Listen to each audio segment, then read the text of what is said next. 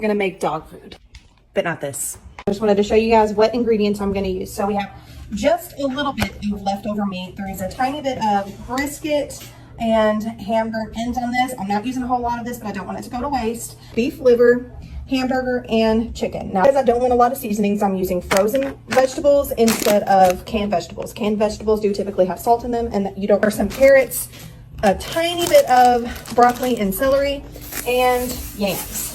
Got the hamburger browning. I'm making a mess.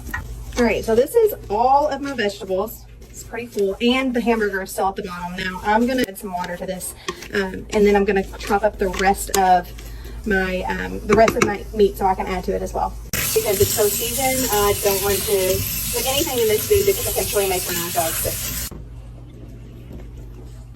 Here's the rest of my meat all chopped up. I'm gonna go ahead and add it to my stock pot. And before you say anything about cross-contamination, every bit of this is gonna be pressure canned at the same time in the same jars. So beef, chicken, pork, it doesn't really matter. So I'm gonna go ahead and put this in a stock pot. I did look up every single one of these ingredients to make sure they were safe for my dogs.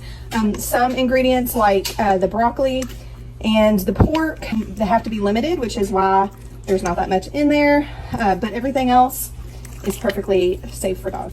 So I'm gonna let this cook down probably for, I don't know, maybe a good hour, and then I'm gonna can it up at meat times in pint jars. So this is what we look like after cooking for probably about an hour and a half. Now I've got my jars cleaned and they're warm. Ended up making quite a lot more than what I expected. So now I'm just gonna add the liquid just to about an inch headspace, and I'm gonna debubble. Like, it is a lot. Now I'm gonna clean my rims with vinegar while my canner warms up, because everything is warm. So we want warm jars, warm contents, warm canner, and then we're gonna process. And here's what the dog food looks like canned. I'm gonna go ahead and stick it in the canner. All right, we got it double layered up, and we actually didn't have room for all of it, so we're just gonna feed this to the dogs tonight. All right, got the lid on. We're gonna bring it up to a steam, let it vent for 10 minutes, and then we're gonna process it at pressure for 75